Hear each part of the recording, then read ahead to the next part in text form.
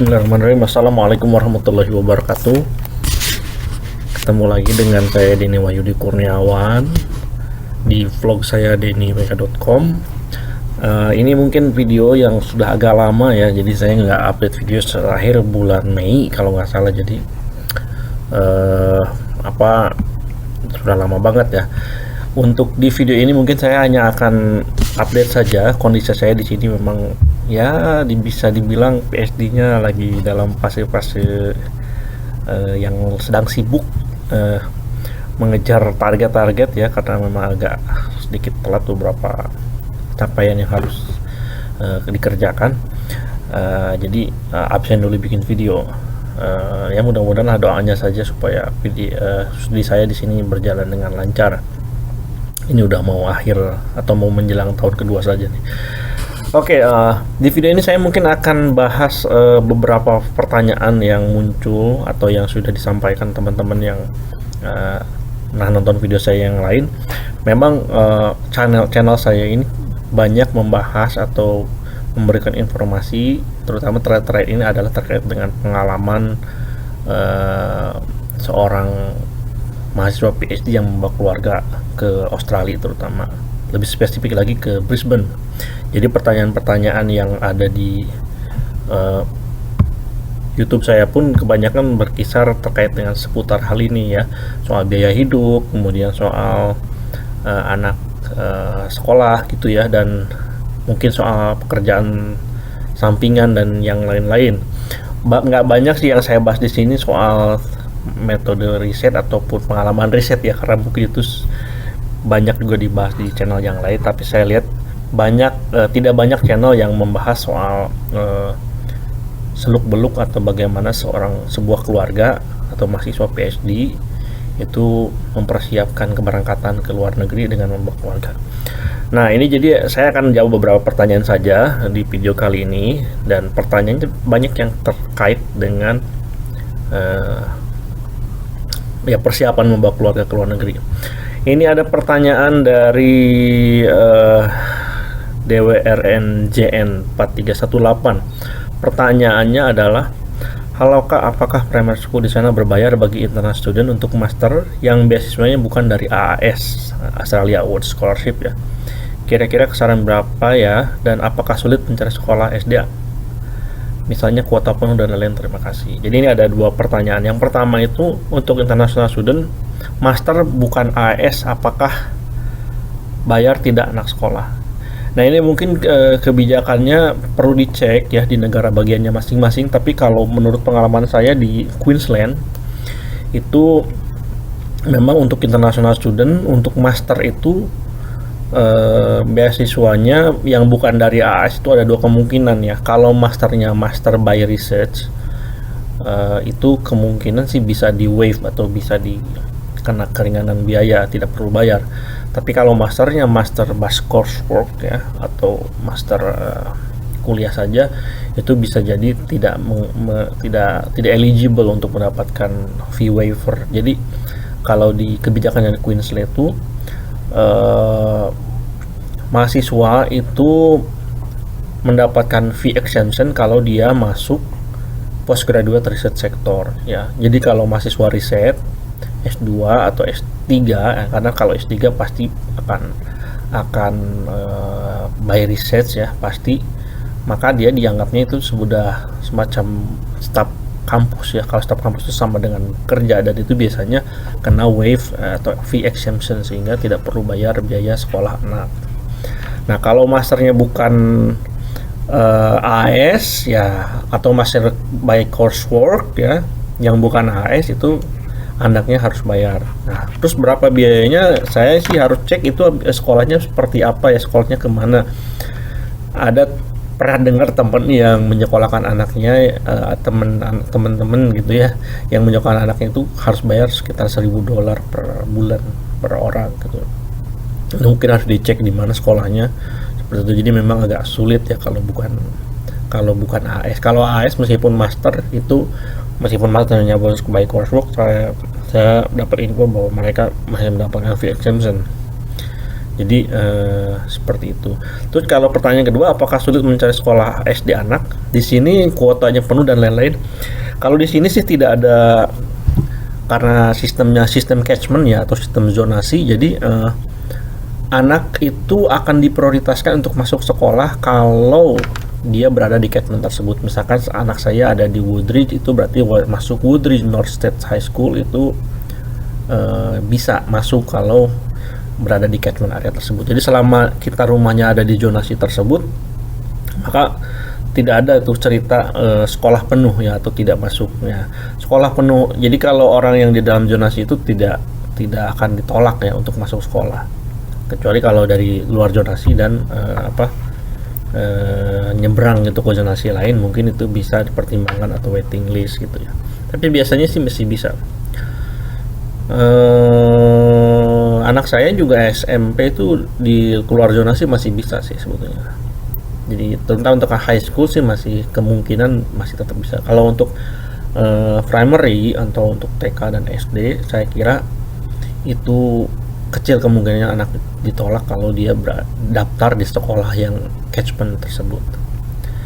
Terus ada pertanyaan yang lain, ini saya juga yang mirip-mirip juga ya dengan pertanyaan terkait dengan sekolah anak.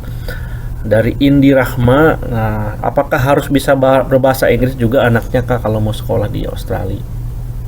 Nah, ini banyak ditanyakan nih, banyak pertanyaan yang seperti ini. Kalau dari pengalaman kami, sekolah itu di sini wajib ya. Jadi sekolah itu artinya sekolah tidak menolak anak, dan bahasa itu tidak jadi persyaratan masuk sekolah. Jadi karena compulsory education gitu ya, sekolah wajib itu artinya anak itu harus sekolah itu kalau usia sekolah ya. Kalau udah masuk primary atau masuk kindi atau masuk prep gitu ya atau TK, itu memang anak harus sekolah, dan sekolahnya gratis tadi ya kalau misalkan kita eligible, kalau kita PR ataupun mahasiswa PhD atau mahasiswa master by research. Nah, jadi pertanyaan dari Mbak Indira ini, apakah anaknya harus berbahasa Inggris atau enggak? Saya kira itu bukan syarat masuk ya. Jadi anaknya harus jago bahasa Inggris dulu. Ada banyak teman anak saya yang bahasa Inggrisnya belum cukup bagus, masih belum bisa ngobrol bahasa Inggris, tapi tetap diterima. Biasanya di banyak sekolah itu menyediakan semacam kelas intensif ya bahasa Inggris untuk anak-anak yang memang datang dari keluarga atau dari negara yang non-speaking countries gitu. Jadi kalau untuk bahasa Inggris jangan terlalu khawatir ya, lebih bagus sih kalau sudah bisa berkomunikasi minimal tahap dasar. Tapi kalaupun belum, anak tidak perlu takut. Anak biasanya adaptasinya cepat, dan di sekolah juga ada program akselerasi atau ada program khusus untuk bisa membantu anak-anak bisa berbicara dan berinteraksi dalam bahasa Inggris. Kemudian ada pertanyaan lagi dari Mbak Indira itu, untuk asuransi kesehatan apakah seperti Indonesia ada BPJS dan lain-lain. Nah, untuk asuransi kesehatan itu tentunya di sini asuransi kesehatan adalah wajib ya, artinya wajib, bahkan itu bagian dari persyaratan visa. Jadi kalau kita mau ke Australia nggak punya visa asuransi kesehatan ya, nggak punya asuransi kesehatan ya, mungkin pengajuan visanya bisa terhambat. Jadi kalau untuk student itu disebut dengan Overseas Student Health Cover atau coverage ya, OSHC. Nah itu kalau kita sebagai student dari luar, asuransinya itu masuknya asuransi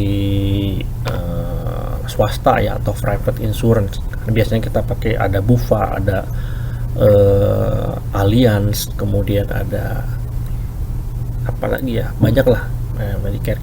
Nah kalau di sini apakah ada BPJS? Ada BPJS-nya, Medicare gitu ya. Cuman BPJS-nya di sini itu hanya untuk warga ataupun PR. Jadi hanya untuk orang yang sudah menetap di sini. Kalau untuk student kayaknya tetap harus OSHC. Ini pengalaman saya waktu itu pernah, anak saya katanya giginya harus dirawat gitu ya. Terus semua sekolahnya tuh dicek dan harus di follow up ke dokter gigi. Ternyata dokter giginya di puskesmas. Dan puskesmas di sini atau klinik milik pemerintah di sini hanya menerima Medicare, dan karena kami student ya, bukan PR, nggak punya Medicare, akhirnya meskipun sudah ke sana tidak bisa dilayani karena tidak bisa menerima asuransi swasta. Kalau buat kita yang punya OSHC, biasanya ya ke kliniknya ke klinik swasta, ke klinik GP ya, general practitioner atau klinik swasta lah, klinik pertama di sini gitu ya, yang bukan puskesmasnya gitu. Jadi ada BPJS tapi bukan untuk student yang pendatang ya. Terus ada pertanyaan lagi nih, dari ini pertanyaan terakhir lah mungkin ya, karena udah 10 menit. Dari Sud Zuhra, punten teh kalau anak udah umur 6 tahun, SD-nya gimana ya? Di Indo cuma Bimba, nggak TK. Ini pertanyaannya mungkin apa namanya? Kalau anaknya nggak TK, apakah bisa masuk SD? Di sini sekali lagi, jadi persyaratan masuk sekolah itu adalah yang pertama adalah umur. Jadi kalau usianya sudah 6 tahun, udah 6,5 tahun, itu udah harus masuk prep, kemudian nanti masuk ke primary dan segala macam. Dan kelasnya itu ditentukan biasanya cutting age-nya tuh bulan Juni ya. Jadi kalau anak dia lahir sebelum bulan Juni, berarti dia dianggap sudah 1 tahun itu, udah masuk tahunnya tahun itu gitu. Misalkan kalau anak kita 6,5 tahun di lahirnya bulan Juni, berarti dia udah bisa masuk ke prep, atau kalau belum itu berarti dia harus masuk ke dianggap sebelumnya gitu, seperti itu. Jadi nggak ada, kalau pertanyaannya di sini apakah kalau belum TK gitu apakah tetap bisa masuk SD? Nah, bisa ya. Ini coba Bimba nggak TK. Mungkin pertanyaannya ada yang tersedia di sini, kalau anak belum bisa baca gitu ya, bagaimana, apakah bisa masuk SD atau tidak? Karena di Indonesia mungkin ada beberapa sekolah yang mewajibkan atau yang mensyaratkan anak sudah bisa baca tulis ya sebelum masuk.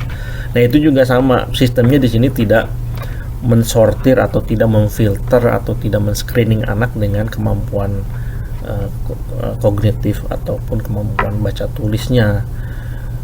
Sepanjang dia sudah eligible secara umur, ya dia bisa masuk itu, bisa masuk sekolah itu sesuai dengan umur usia yang sesuai dengan usia biologisnya gitu.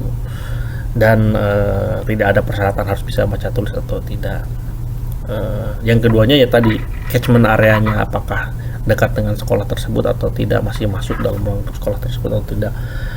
Kalaupun di luar catchment sebetulnya bisa jadi tetap diterima gitu, cuman mungkin ada persyaratan form lain gitu.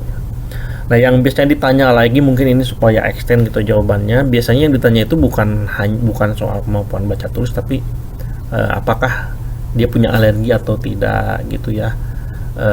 Ya mungkin kalau catatan sekolah sebelumnya boleh ada kalau dikasih, tapi itu biasanya tidak minta, kalau ada bisa dikasihkan.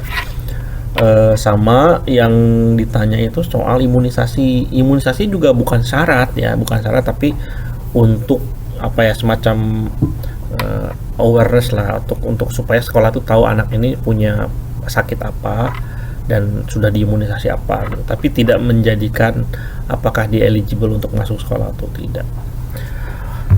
Oke, ini masih banyak yang lain. Ini soal beasiswa PDP S2 untuk sekolah anak apakah sudah ada atau tidak, tadi sudah dijawab ya.